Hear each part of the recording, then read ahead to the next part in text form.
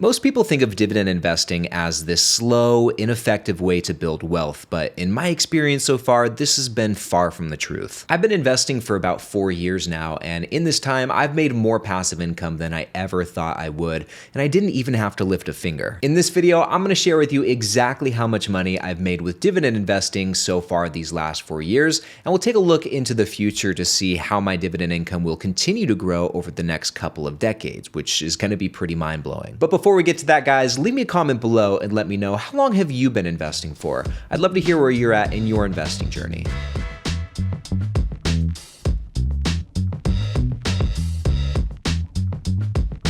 So guys, when I was first getting serious about investing sometime towards the start of 2020, I actually had 2 different accounts. I had one on Charles Schwab that was valued at about $7,700, and most of the money invested in this account was actually not in dividend stocks. As you can see here, I had companies like Berkshire Hathaway, CRISPR Therapeutics, both of which actually did really well for me, and I also had some others like Golden Valley Bank, which is a community bank out of Chico, California, near my hometown, as well as PG&E, which was my local utility company, which I ended up selling for quite a substantial loss. So that was my first account, and I also had another one on Robinhood that was valued at about $6,600 by the time that I really started to get serious with investing. I had started building up this chunk of change years prior. I started investing with Acorns sometime in my early 20s, then moved over to Stash at some point, and then finally jumped over to Robinhood. Up until that point, guys, I had been setting aside maybe like $5 a week or $25 per week max, and in that time frame, there were stretches where I wasn't even investing at all. Whenever I had extra money, which was really not very often, and whenever I was feeling responsible enough to invest, which was even less often,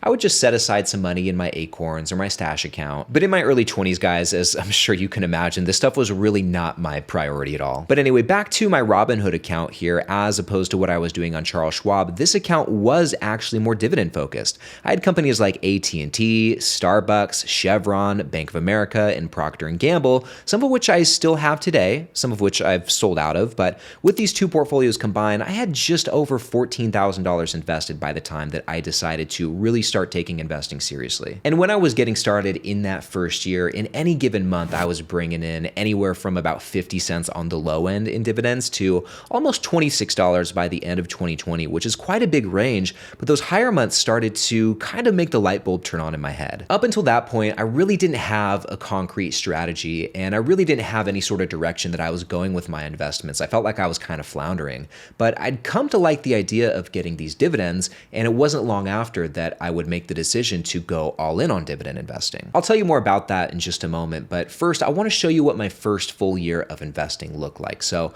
in the entirety of 2020, I had only brought in $108.23, which I will admit, I think is pretty solid for my first year of investing, and I wasn't even fully dedicated to dividends at the time, so I think that's pretty good. And by the end of the year, I was starting to get some pretty decent payments coming in, and my highest month in 2020 was $25.82, which came at the end of the year in December. Now, as far as my returns for that year in 2020, it wasn't great, guys. My portfolio had only grown 3.5%, which, as you can see, clearly underperformed the other 3 major indices by quite a bit. So I got absolutely crushed all across the board, but this next year, in 2021, would tell a completely different story.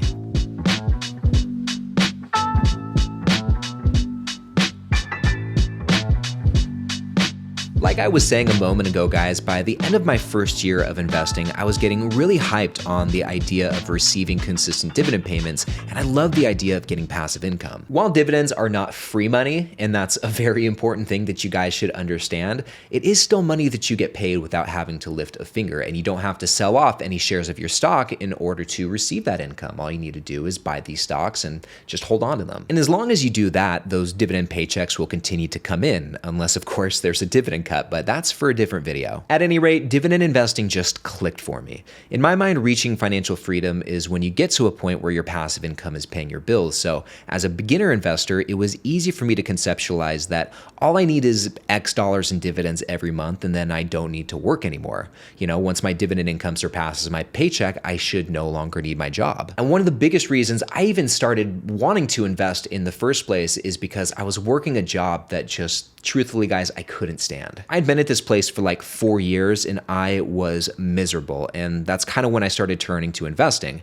I just needed a way out, and I figured that if I could just start investing and put as much as I can into my portfolio and build that up, then at some point, I could eventually quit this job. At some point, I would no longer need to work here anymore. The shackles would fall off. And that's maybe a bit dramatic, but that's really how I felt at the time, guys. I'd never been as low emotionally as when I was working that job. And I knew that if I was just consistent and just kept investing into my portfolio and stayed patient, which was the hardest part, then at some point I could leave this job. And I knew that if I was just consistent, it wasn't a matter of if, it was a matter of when. In my mind, through investing and through dividend investing specifically, I could get myself out of this bad situation. And that gave me hope.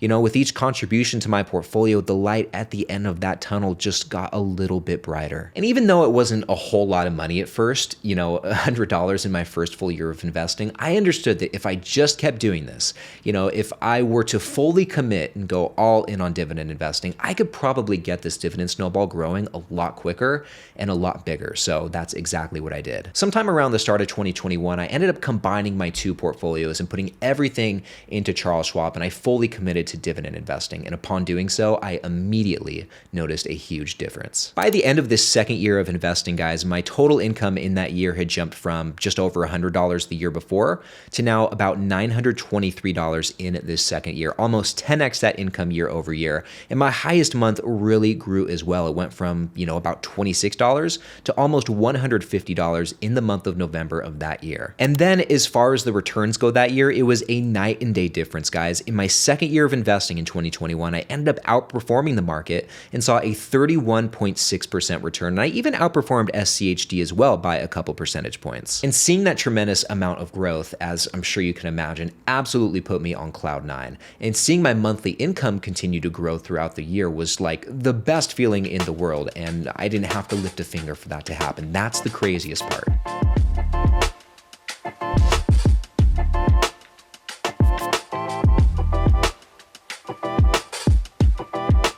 Anyway, guys, this brings us to year 3, which was a really rough year on the stock market. Pretty much everything was in the red, but it was another fantastic year for my portfolio. While it seemed like the sky was falling everywhere else, my portfolio held strong, guys, and for the year, I only saw a drawdown of 0.1%, which was much less than the whole rest of the market, guys, which saw much greater losses than my portfolio. So for the second time in a row, I was able to outperform the market, which was very exciting. Along with that, it was another record year of dividend income, guys. And in total, I generated almost $1,800, not too far off from generating $2,000 for the entire year. And what's really cool is that every single month in this third year, I had generated over $100 of dividend income, which was awesome. And as far as my highest month this year, I had brought in $217.19, which was my first time ever making over $200 in 1 month. And that's over twice as much as I made in the entirety of my first year. And in 2022, some of this dividend income had come from my new Roth IRA.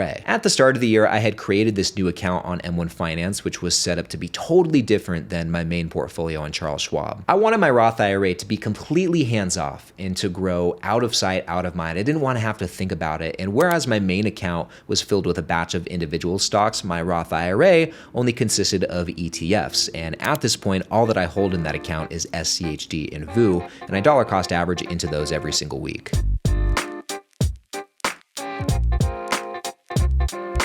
So guys, this brings us into year 4, and we're gonna look at this period from the start of 2023 until today. And in this time period, the portfolio has performed decent. In the last 14 and a half months or so, my portfolio has seen a gain of 13.67%, which is not bad. I am outperforming SCHD in this time period, but I am underperforming everything else. The S&P is seeing almost 3 times the return as my portfolio. The NASDAQ, it's not even close, but the Dow Jones, is not too far off. But either way, I'm underperforming. And this, guys, is what the returns look like since I started investing. So my portfolio overall has seen a gain of 54.65%, which is not bad. And that works out to about an 11% annualized return. but still, I'm pretty much underperforming everything else at this point. I'm underperforming the S&P 500, I'm underperforming the NASDAQ, I'm just barely underperforming SCHD, but I am outperforming the Dow Jones Index. So there is that. Having said that though, I've only been doing this for the last 4 years, guys, and in the world of investing, 4 years is really not a long period of time at all. So let's keep this thing going and let's see how this continues to shake out. Now, looking at the dividend income for this, we're just gonna look at 2023, and in the entirety of last year, I brought in $2,235. So I was finally able to bring in over $2,000 in income. And at this point, guys, in 2023, I was almost averaging $200 every single month, which is very cool. And in fact, my highest month last year was about $231 in income, which came in the month of November. But anyway, this brings us to the portfolio today. And what we're looking at here is my dividend portfolio tracking spreadsheet, which you can start using for free. There is a link to download this spreadsheet in the description of the video. I hope you guys check it out. But anyway, as it currently stands, guys, with my two accounts combined, my main one and my Roth IRA, the current value of my portfolio is $66,317, and my projected annual income for the upcoming 12 months is sitting at $2,564.84, which works out to almost $214 every single month. So moving forward, we'll be averaging over $200. This works out to almost $50 every single week and breaks down to just over $7 per day. Now, obviously, I won't be able to retire off of this just yet. You know, $7 per day is just not going to cut it, but I'm a lot farther along than when I first started investing 4 years ago. And it's getting to the point where these dividends, if I wanted them to, could actually pay for some real life stuff. Like for example, guys, I could pay for most, if not all of my groceries every single week just with my dividends. I spend usually between 40 to 50 bucks every single week on groceries. I keep it very simple. So at this point, the dividends are just about able to cover that. And this one's really fun, guys. The dividends are at a point where I could take my fiance every week out on a hot date to Juan's Flamin' Fajitas, which is like our favorite Mexican joint here in Vegas. Such good food. If you guys are ever in Las Vegas, you gotta go to Juan's. Now, obviously, guys, I'm not gonna do any of those things. I'm just gonna continue reinvesting my dividends as a good investor should, but it's fun to know that it's grown to a point where these dividends can, like I said, pay for some really cool real life things. But anyway, back to the spreadsheet, guys. At this point in time, across these last 4 years and some change, in total, I have received $5,439.23 in dividends across both of my combined portfolios, and these are the stocks that have paid me the most over the years. In fifth place, we have Main Street Capital Corporation, who's paid me just about $306. In fourth place, OBDC Blue Owl Capital Corporation, who's paid me $353. Then we have Realty Income, my third highest payer, who's paid me $371. And then in second place, EPD, Enterprise Products Partners, who's paid me a whopping $440. And then, guys, my highest paying dividend stock of all time is Altria Group, who over the years has paid me a total of just over $500. But anyway, guys, now that we're all caught up to speed, I want to switch gears and show you what this portfolio might look like, 10, 20, 30 years into the future if I just keep investing at the pace that I'm currently going. And to do this, we are going to be using the marketbeat.com dividend calculator. And here I've put in all of my portfolio stats. I have my starting value right here, my annual contributions. I invest $230 every single week into my stocks, so it works out to this number right here. Then I've put my initial dividend yield, about 3.8% for the portfolio right now. My annual dividend growth rate over these last 5 years is about 8.2%. But I want to be a little bit more conservative and say 7%, and then I've accounted for a 6% share price appreciation over these next 10 years. Now, looking at the results, guys, after 10 years, I should have about $350,000 in this portfolio if I just keep investing at the same rate based on the inputs we saw a moment ago, and after 10 years, I should be generating almost $15,000 of annual dividend income, which is really nice. Now, fast forwarding 10 more years, after 20 years, guys, I should hopefully hit that $1 million mark. According to this, I'll be at almost $1.1 million actually, and at the time, I'll be generating about $50,000 of annual dividend income, and I'll only be 50 years old at this point. That's really solid. And then fast forwarding 10 more years, if I don't touch the portfolio and just keep investing until I'm 60 years old, by the end of those 30 years, I'll have over $3 million in this portfolio, and you can really see the growth of the portfolio after each 10-year period. That's just the snowball effect and compound interest at work, guys. So $3 million after 30 years, not too too shabby, and in my 30th year, I should be generating almost $155,000. Now, if you're looking at this thinking, geez, 20 to 30 years is a long time to wait to live off of dividends, then there is a faster way to get there than how I'm doing it. And in this next video right over here, I'm showing you what that fastest way is, and I'll also show you why the fastest way may not be the best way. So click right over here to check that out, and I'll see you in the next one.